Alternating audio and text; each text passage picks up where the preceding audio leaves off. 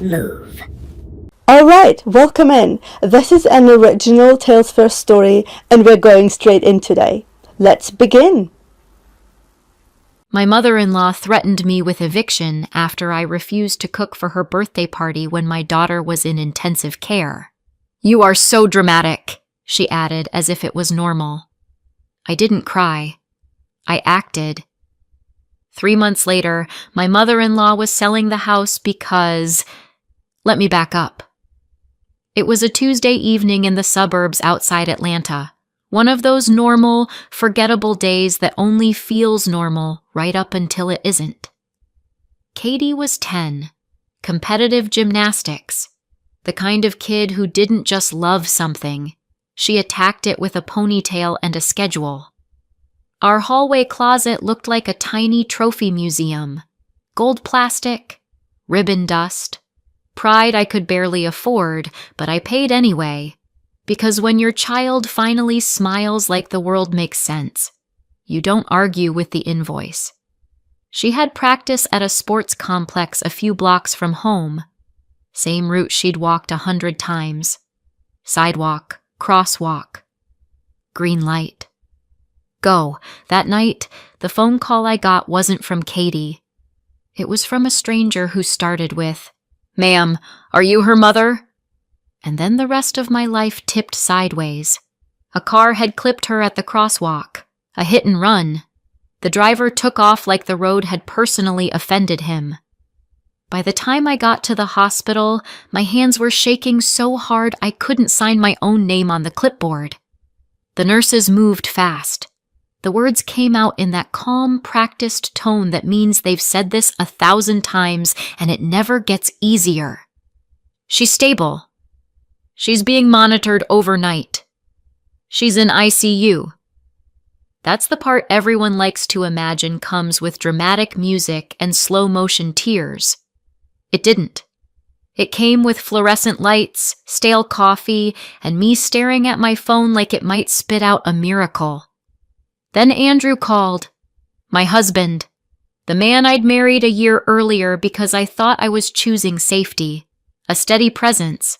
A new dad who helped with homework, showed up to meets, clapped the loudest in the bleachers like he'd been there all along. His name lit up my screen. I answered on the first ring, and Barbara's voice came through. Not, "How's Katie?" Not, "Are you okay?" Barbara Carter, my mother-in-law, launched like a missile. "Amanda, where are you?" "In the hospital," I said, like that should have been enough. A beat. Then her tone sharpened, polished, offended, almost excited to have something to be mad about. "Andrew told me she's fine, stable, and you're still acting like the world is ending." I blinked. Because yes, my 10-year-old was in intensive care, but apparently Barbara had decided the real emergency was me not being in her kitchen. "My birthday is tomorrow," she said. 60. People are coming. I already told everyone you'd cook." I tried to speak.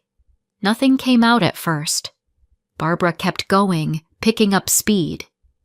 "You know, I can't rely on anyone else to do it right. The chicken needs to be seasoned. The sides need to be hot. And you're making this about you." I finally found my voice. "My daughter was hit by a car."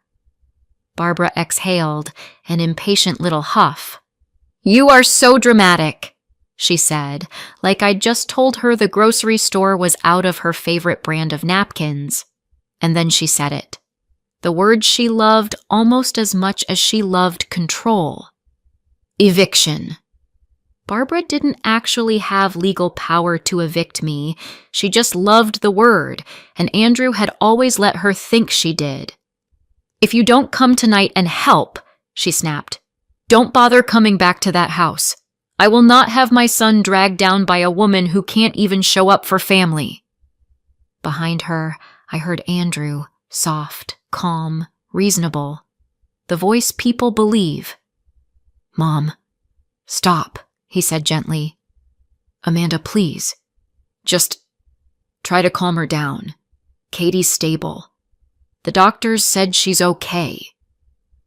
Like I see you was a spa package. Like I was being hysterical for refusing to plate mashed potatoes while my child was being monitored overnight. That was the moment something in me went quiet. I didn't scream. I didn't beg. I didn't cry. I just said, "No!" Barbara reacted like I'd slapped her. Andrew didn't raise his voice. Not yet. He just said, carefully, "Okay, we'll talk later. Try to rest." Rest. In a hospital waiting room, while my mother-in-law threatened to throw me out of my own life because her birthday party might be under-seasoned. Later, I learned why Barbara sounded so confident. Andrew had told her it was nothing serious, that I was overreacting. Of course he did. Katie woke up the next day, not with a dramatic movie gasp, just a slow blink and a small, tired voice. "Mama?" I leaned in, held her hand, tried to smile like I wasn't made of broken glass. She swallowed, eyes drifting toward the ceiling. Then she said quietly, like she was confessing a secret she wasn't sure she was allowed to say, "Andrew did it."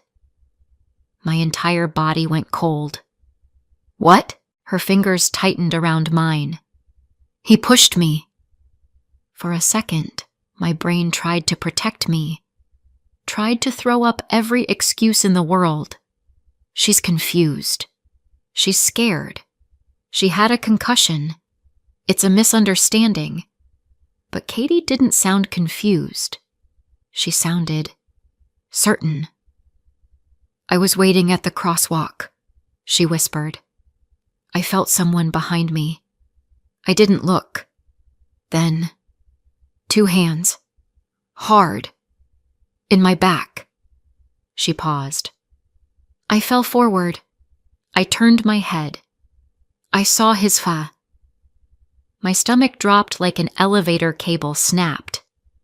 "He was wearing his dark jacket," she added, "with the hood and the white sneakers." There are moments when you want to rewind time just to see where you missed the monster. A few minutes later, a detective walked into the room. Detective Mark Reynolds, mid-40s, tired eyes, the kind of calm that isn't softness, it's experience. He listened, didn't interrupt, didn't flinch. When Katie finished, he looked at me and said, "We need to document this properly." Then gently to Katie, "Can you tell me again, from the beginning?" Katie did. Same details. Same certainty. Same description. And then Detective Reynolds turned to me. "We're going to need to look at your husband's things," he said. "Clothes, shoes, phone, anything that places him there." I nodded because at that point I wasn't really living inside my body anymore. I was operating on one setting. Do what you have to do. 2 officers drove me back to the house. Not because I was dangerous, because Andrew was. And suddenly my living room felt like a stage set from someone else's lie. Detective Reynolds asked if I consented to them searching the shared home. I said yes, because whatever privacy Andrew deserved died the second he shoved my child into traffic. The dark jacket was right where Katie said it would be, hanging on a hook in the entryway like it belonged to a normal person. One officer lifted it carefully. On the sleeve was a single thread that matched the color of Katie's school uniform. Small. Almost nothing. Except almost nothing is exactly what murders are built on. In the bedroom, on the bed, sat a printed movie ticket, an alibi in paper form. On the kitchen table, a half-empty bottle of whiskey, not suspicious by itself, just a detail, a mood, a man trying to steady his nerves. And then we found the phone, Andrew's phone, face down, forgotten, like it had been tossed there in a hurry. Detective Reynolds looked at me. "Can you unlock it?" I didn't want to. I did anyway. The password was our wedding date. Of course it was. Because nothing says loving husband like using romance as a lock on a device full of rot. The last messages weren't subtle. Unknown number. Everything is ready. The girl needs to disappear. Tomorrow? It's done. I stared at the screen until the words blurred. Detective Reynolds took the phone like it was radioactive. "We're sending this for forensic extraction," he said. "And you shouldn't stay here tonight." I had somewhere to go. Rachel's place, my friend who'd offered help a dozen times over the last year, and I'd always said, "No, it's fine." Turns out, "it's fine" is just what you say when you don't want to admit you're already drowning. Before we left, I opened a desk drawer looking for Katie's insurance card. Instead, I found a folder I'd never seen before. Inside, a life insurance policy. On Katie, $250,000. Issued 3 months ago. Beneficiary, Andrew Carter. My hands went numb. Beneath it was another document. A power of attorney, supposedly signed by me the week before, authorizing the sale of our house, except it wasn't my signature. It was a careful imitation. And next to that, printouts of Miami condo listings. Red pen on the top page. After the problem is handled. It was all there. Not just cruelty. A plan. That night at Rachel's, I didn't sleep. I watched the ceiling and replayed Andrew's reasonable voice from the hospital call. Katie's stable. Don't jump to conclusions. Try to rest. He'd been laying a blanket over the truth. Not to comfort me. To smother me. In the morning, Detective Reynolds called. "They picked him up," he said. Andrew denied everything. Of course he did. He told police he'd been at the movies. He even had the electronic ticket. Pre-purchased. Time-stamped. Barbara backed him up too, swore he'd been home until around 7. Defense attorney Daniel Harper stepped in quickly. Clean suit. Confident smile. The kind of man who can say, allegedly, like it's holy water. They tried to make Katie the problem. A confused child. A traumatic incident. A vivid imagination. A grieving kid with a deceased father. It was vile. And it was predictable. Then Andrew's mask started slipping. Not in public. He was too smart for that. In private. His calls from jail got clipped. "You need to stop talking to police," he said once, voice still calm, still reasonable. "I'm not the one talking," I said. "Katie is." A pause. Then the edge. "You don't want to make this worse." And there it was. Not rage. Control. I hung up. And 2 days later, when I tried to go back to the house for clothes, I discovered Barbara's favorite threat had become Andrew's favorite action. My key didn't work. The locks had been changed. Barbara and Vicky moving fast, following Andrew's instructions. From the upstairs window, a woman leaned out like she'd been waiting for me. Vicky. Bright hair. Bright lipstick. A belly that announced her future like a headline. She smiled. "Andrew said you moved out," she called down. "This is our place now." I stared up at her, unable to speak. She waved a piece of paper like it was a VIP pass. "I've got documents," she said, enjoying every syllable. I called the police. A patrol officer showed up, looked at the situation, and did the thing cops do when family law gets messy. He sighed. "Ma'am," he said, "this is a civil issue.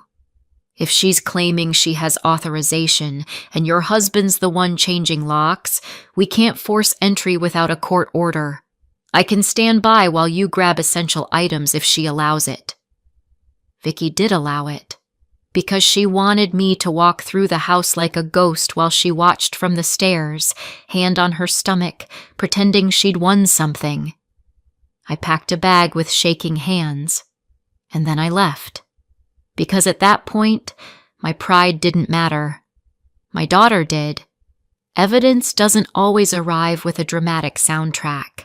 Sometimes it arrives in tiny, boring pieces that add up until the truth becomes too heavy to lift. The CCTV footage came first. Detective Reynolds sat me down in a dim office with printed stills laid out on a table like ugly trading cards.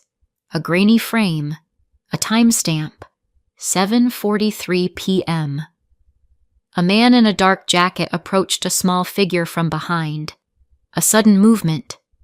Katie went down, right into the path of an SUV. The face wasn't clear, but the posture was, the gait, the build, the clothes. Detective Reynolds tapped the photo. "Not enough by itself," he said, "but it supports her statement." Then the lab results came back. The dark jacket, fibers consistent with Katie's school uniform, microscopic road grit consistent with the intersection, the white sneakers, a distinctive dirt pattern matching the crosswalk area, and in the jacket pocket, a receipt, gas station 2 blocks from the scene. Time, 7:33 p.m. 10 minutes before Katie went flying into my worst nightmare. The receipt showed cigarettes. 1 pack. Andrew hadn't smoked in 5 years, so either he suddenly picked up the habit again, or he bought them on purpose, thinking a receipt would create an innocent reason for him being there. An alibi that accidentally became a time-stamped confession. Then came Patricia Johnson, my neighbor, older woman. Sharp memory, the kind of person who notices everything and forgets nothing. She told Detective Reynolds she saw Andrew leave around 7. "He said he was going to the movies," she said. "But he wasn't dressed for the movies. He looked like he was going out, to do something." Then she hesitated and added something else. A week before the incident, she'd heard Andrew yelling through the wall. Not normal family stress yelling, the kind that makes you stop breathing for a second. He said something like, "Because of you, she never pays attention to me," Patricia told them. Katie was crying. That wasn't a misunderstanding. That was resentment with a countdown. Then the final piece arrived from someone who didn't even know he was holding it. A quiet kid named Ethan Miller, same school as Katie. He told his mom he'd seen a man hanging around the gym schedule board for days, snapping photos and asking what time practice ended. His mom called Detective Reynolds. Ethan identified Andrew from a photo. "He said he was picking up his niece," Ethan told them. Katie doesn't have cousins. What Andrew had was a plan. The defense tried for bail. Of course they did. Daniel Harper argued Andrew was a devoted family man with no prior record and deep roots in the community. Barbara sat behind him, nodding like her neck was on a hinge. Then the florist arrived at Rachel's apartment at 12:30 a.m. Yes, a florist. Because apparently someone thought terror should come with a bow, a funeral wreath, black ribbon, gold lettering, "See you soon." Inside, a note in block letters. "Stay quiet, or you're next." I didn't have to be a handwriting expert to recognize Andrew's style. The way he formed certain letters, the little angle in the A's, the way he tried too hard to look anonymous. Rachel photographed everything, every angle, every detail. Detective Reynolds forwarded it straight to the DA's office. At the bail hearing, ADA Megan Walker didn't raise her voice. She didn't need to. She slid the photos across to the judge like she was serving a bill. "This is witness intimidation," she said. "This defendant has the means and the intent to threaten the victim's family while in custody." Judge Ellen Crawford looked at the images, then at Andrew, then at his attorney. Then she said, "Bail is denied." Barbara's mouth opened like she was about to argue with the concept of consequences.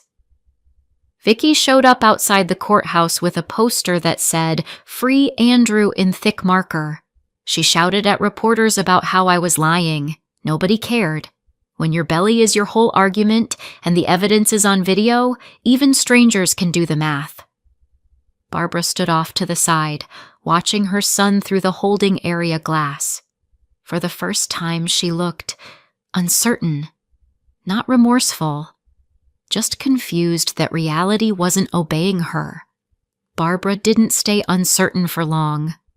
A few days later, she barged into Katie's hospital room, not with flowers, not with an apology, with rage. "This is your fault!" she shouted at me. "My son is sitting in jail because you couldn't keep your mouth shut."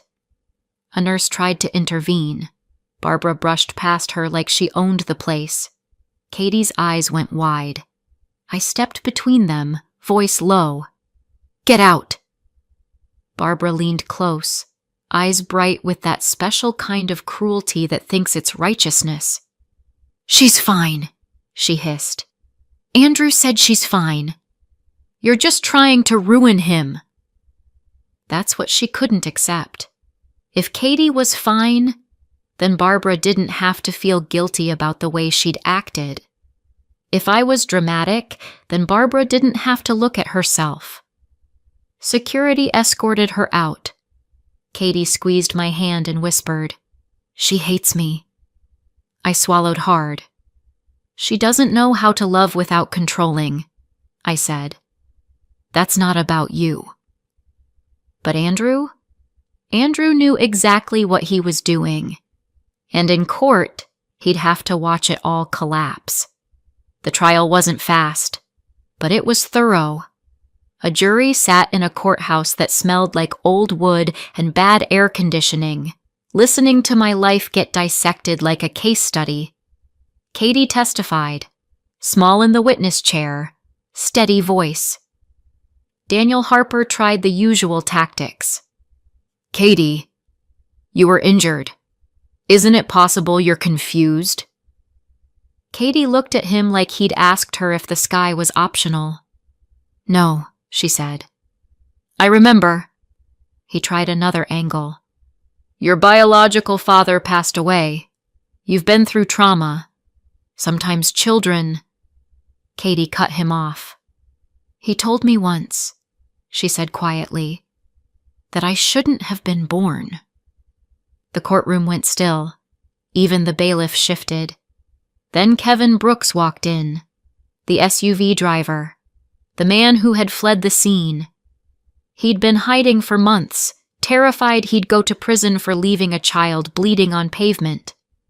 But guilt has a way of dragging you back. "I saw it," Kevin said, voice shaking. "In my rearview mirror. A man in a dark jacket came up behind her and shoved her forward. I slammed the brakes. I panicked. And I ran." He pointed at Andrew. "That's him." Andrew didn't look calm anymore. His jaw clenched like he was biting down on the truth. Forensic analyst Sean Collins testified about the fibers, the grit, the dirt pattern, the receipt. Dr. Michael Bennett explained the injury pattern in simple, careful terms, consistent with a forceful push from behind, not a stumble, not clumsiness, not kids being kids. The jury listened, and then they left. When they came back, the four persons stood and said the word Andrew had been avoiding since the start. Guilty. The sentencing hearing happened a few weeks later. By then, Andrew's reasonable husband performance had been worn down to threads. Judge Crawford spoke about premeditation, about a child, about betrayal inside a home. Andrew sat at the defense table, hands clenched. Daniel Harper whispered to him, probably urging him to show remorse. Andrew stood for his allocution. The courtroom waited for the classic line. "I'm sorry." He didn't give it. Instead, he snapped. "Yes," he yelled, suddenly loud enough to make people flinch. "I did it!" Gasps rippled through the room. Even Barbara made a choking sound like her body tried to reject what her ears heard. Andrew kept going, like the dam had broken and he couldn't stop the flood. "She ruined everything," he shouted, pointing toward me and Katie. "Amanda only cared about her. Always her.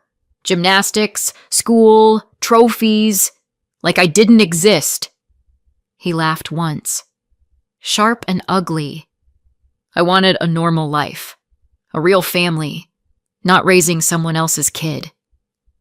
Vicky's face tightened. Andrew turned his head toward her like he expected comfort. Like he expected loyalty. "Miami," he said, almost proudly. "That was the plan. The insurance money. Selling the house. Starting over." There it was. Not just confession. Motive. In full color. Judge Crawford didn't look shocked. Judges rarely do. She looked tired. And done. "Andrew Carter," she said, "you are sentenced to 12 years in state prison." The deputies moved in. Andrew turned toward Vicky, eyes searching. Vicky's mouth twisted. She slid the ring off her finger, slow, theatrical, and dropped it on the courtroom floor. Metal clinked against tile. And that was the sound of Andrew's new life, dying. Barbara stared at her son like she'd never seen him before. Because she hadn't. She'd seen the version he sold her. Now she was looking at the real one. Remember the hook? 3 months after the verdict, Barbara was selling the house because her denial finally cracked. Not the first week. Not the first month. Denial has a long shelf life when it protects your ego. But after the verdict, the evidence, and Andrew's own mouth detonating in open court, Barbara couldn't pretend anymore. She listed her home. Downsized. Sold off the family heirlooms she'd always threatened to leave to the good relatives. Turns out guilt doesn't care about heirlooms. Around the same time, I sat in a title company office signing papers of my own. I sold our house too. Not because I wanted to, because recovery isn't free, and out-of-network pediatric rehab might as well be a second mortgage. The buyers were a young couple with 2 kids. The dad bounced a toddler on his hip while the mom walked through Katie's old room. "Oh, wow," she said softly. "Our daughter does gymnastics too. She's 10, same as Katie." I nodded, throat tight. In the corner were boxes of Katie's trophies and medals. Not because she'd failed, because she'd outgrown the need to prove she mattered. I picked up a small stack of duplicate medals, ones she'd won at local meets, the kind you collect when you're talented and determined and too young to understand how cruel adults can be. "Take these," I told the mom. "For your daughter. Tell her a champion lived here." The woman's eyes filled. She nodded like she understood that I wasn't just handing her plastic and ribbon. I was handing her a piece of a dream that almost got murdered. Katie's recovery wasn't dramatic. It was steady. Checkups. Therapy. Practice at walking like the world was safe again. And eventually, school, friends, running in the yard like nothing had ever touched her.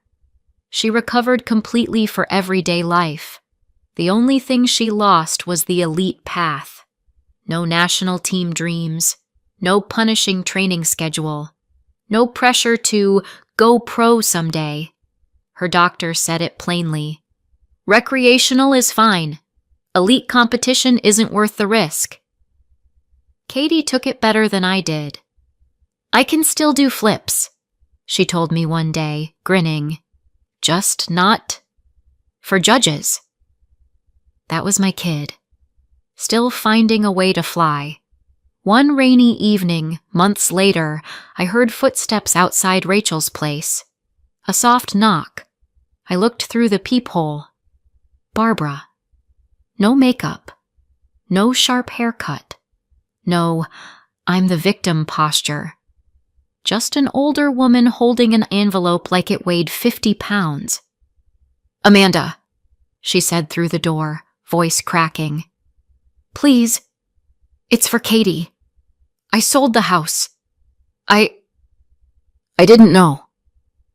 I didn't open the door, not because I wanted her to suffer, because some doors don't open again once they've been slammed on your child. Barbara cried quietly, the way proud people do when they don't know where to put their shame. I believed him, she whispered.